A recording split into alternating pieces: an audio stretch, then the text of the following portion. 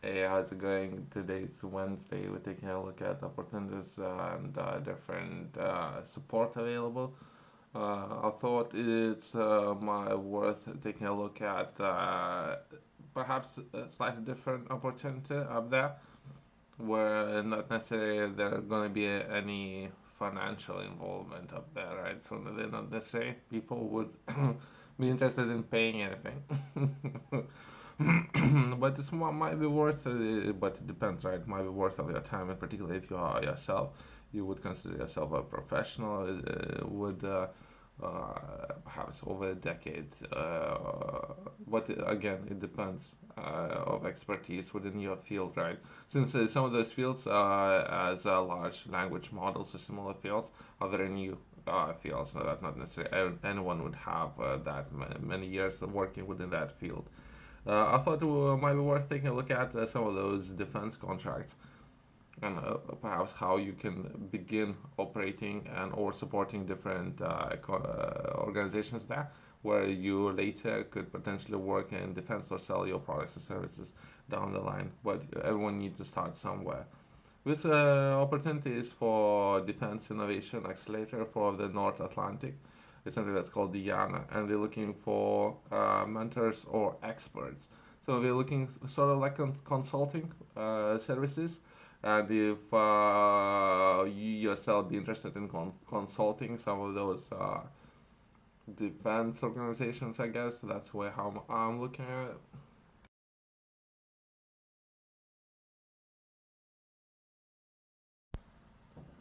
I don't know who put together all this competition, but I don't know. Some people have a great sense of humor. We're taking a look at NATO, right? So it's I think it's a defense, right? Alliance. So within that alliance, the way how I'm looking at it would be way how you yourself you could establish some of those perhaps business relationships when you would be talking with the people who actually within the field looking to address some of those issues. We're talking about large contracts, right? So how your business would be able to receive some of those contracts as a business, right? Everyone would need to start somewhere. If they were to give you anything, I don't know, 10 million contract, right? Perhaps not in the beginning. So it will be more of establishing those partnerships. At least that's my understanding, right? And you yourself as a business, you would need to have necessary systems in place before even taking on some of those contracts. Or if we're talking about entry level. So it might be very discouraging, but it might be required how you're gonna operate, right? So perhaps you wanna get in the right room in the first place, see the right people, speak with the right people, and get to know those people. When it comes to actually making a decision and signing some of those contracts, to say the least, they might not get any nonsense within those contracts. So it would be more of the partnership, right? Working together, perhaps solving some of those issues. I cannot disclose any details, right? But about any particular projects, right? But there are many different projects out there, right? For everyone who is interested in perhaps operating or selling these products or services. Let's before we do anything, perhaps let's try to understand a little bit better what this program is all about. What Diana offers. I'm taking this information from this organization's website. Diana leverages this accelerator program and test center network to bring startups together with operational end users, scientists, and systems integrations to advance compelling deep tech with dual use solutions for Alliance. Companies accepted into Diana accelerator programs gain access to. Okay, I haven't read that. I haven't read any of that information before. But basically, if you were to be accepted, but there might be a lot of requirements since we're talking about defense. So again, before you sign anything, you need to understand everything, right? Since myself, I haven't signed anything, I haven't committed to anything yet. Perhaps even because I haven't committed anything, I can talk about it right now. Perhaps in the future when we're talking about these kind of things, right? If I'll commit into doing some of those projects, so that would be perhaps trade-offs. Not necessarily everyone's interested in those trade-offs, right? Companies accepted into the ANA accelerator programs gain access to. grants to support technology development and demonstration and participation in the NATO Accelerator program. 10 plus accelerator across the alliance with more planned over the coming years. Accelerators, so when they say accelerators, perhaps if you were at the beginning where everyone starts, they're looking to fast track perhaps, depending on what product or services or what kind of problem or perhaps issue you might have. Perhaps they can support you a fast track solution to so you can deliver your products, right? In particular, in the beginning, it might be very hard for many people, right? 90 plus test centers.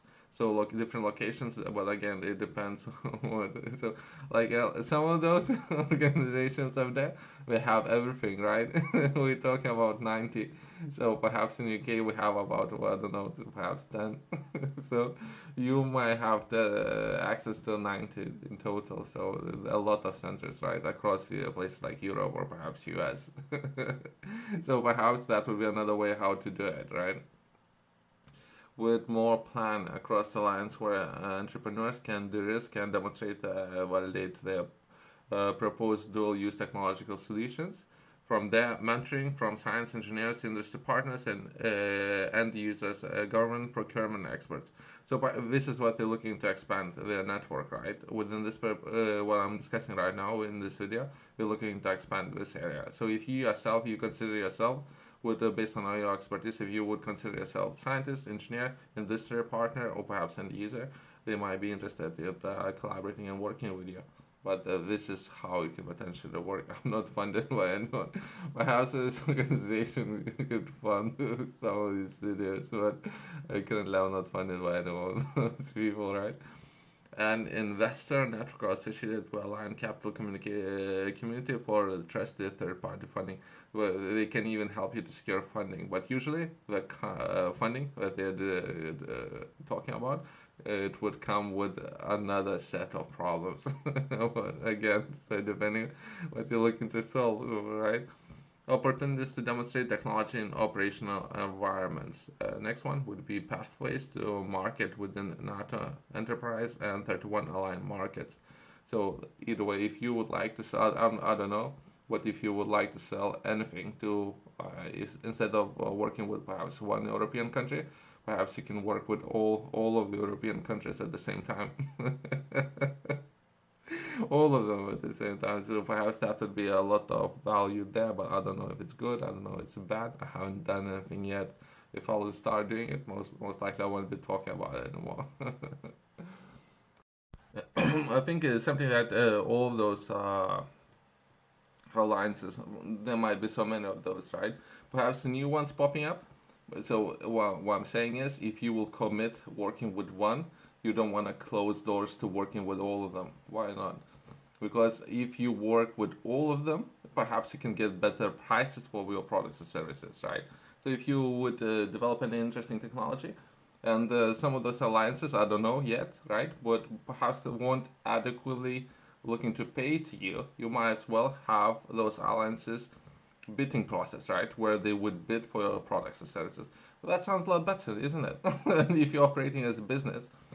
If this alliance would like to purchase anything, like I don't know, let's say it's email services, right? So let's say you have email services, and you might as well have all the alliances. Well, I don't know how many of those alliances might be up there, but if you have very interesting products and services, you might be interested in bidding process where every single alliance would bid for your products or services instead of having just one. So what I'm saying is, be careful without perhaps reading the contract, committing in any of those products or services or alliances or anything, right? What they would, what kind of contracts they would give you. If there would be a bidding process where they would have some of those companies bidding against each other, then you would have a reasonable price for your, whatever you would like to offer, right? Otherwise, they might just take everything away from you and will say that I will pay, I don't know, reasonable price, reasonable, not adequate, but reasonable price. So be careful of that, as well as how you're gonna negotiate the terms of the contract. It depends, I guess, where you are yourself. If we are talking about entry level, and some of those people who later, after 10 years or so, they discussing some of those contracts where they find themselves into what kind of contracts. Everyone's usually complaining. That's my experience. Everyone usually complaining. I haven't read any of those contracts myself, but what I'm saying is that's the reason why I can discuss those in the first place, since I haven't read it. But most of the time, you might wanna the same how governments would bid or ask you to compete against other businesses, so it will be competitive prices. So you might have all those alliances or different governments bidding for your products and services for you to be interested in working with them, and which alliance would offer best price. If it's something that you're looking to collaborate, then we're talking about business operations, right? And who would all be able to offer best price, reasonable price when working with some of those alliances. Yesterday I was watching, I don't know, without going too much into detail, right, about shipbuilding within the Navy, right? Since a lot of governments going to be looking to invest a lot of capital in upgrading all the hardware, software, everything what they have when it comes to perhaps defense or military, all those kind of things. So we're going to look to improve all of that, right? They were discussing shipbuilding. In Japan, they have built one brand new in 4 years, right? In UK, had to upgrade. We barely did that in 4 years, right? That's just an example, right? So perhaps there's the way how they would do some of those operations. I don't know. That is a very broad example, right? But that's an example that I'm talking about. If you have necessary skills, if you have necessary know-how how to do it, right, you might as well do it somewhere else, perhaps, if they're offering better terms, right, compared to you, what they might offer within this NATO alliance. So that's what I'm saying. If you want to get paid adequately for what you bring to the table, once you have understand your value and what you can bring to the table, there's a different negotiation process comes into effect, right? Yourself, if you're interested in learning more, I have published the journal Inkflow. Within this journal, I'm sharing a lot of information. In particular, I'm focusing on daily routine, something that everyone should know of. If it's not something that you currently are doing, I would highly recommend to start doing something similar to that. I have structured it in a way where if you were to pick up this journal, you would need to work from cover to cover. That would be enough to give you time to develop a habit that will last. Within every page, I have identified particular areas where I personally believe everyone should focus on every single day within those 24-hour windows. Every single day, particular areas where everyone should take a look at, and there are some of those areas. You can find it in QR code in the corner as well as company's website below.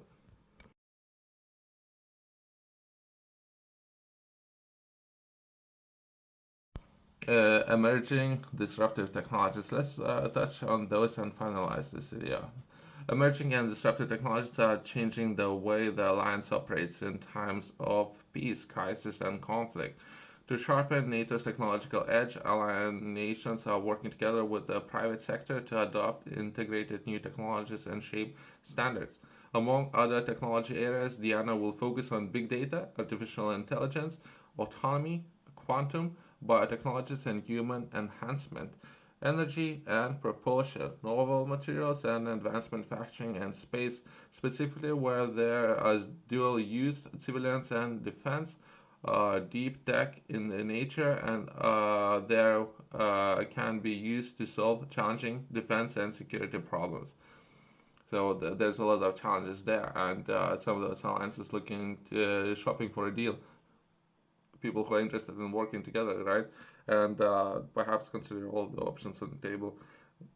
There's gonna be a link in the description if it's something that you're interested in. I hope that I'm communicating with the sharp people up there who understands some ins and outs about some of those contracts. Thanks for watching. I'll see you in the next one.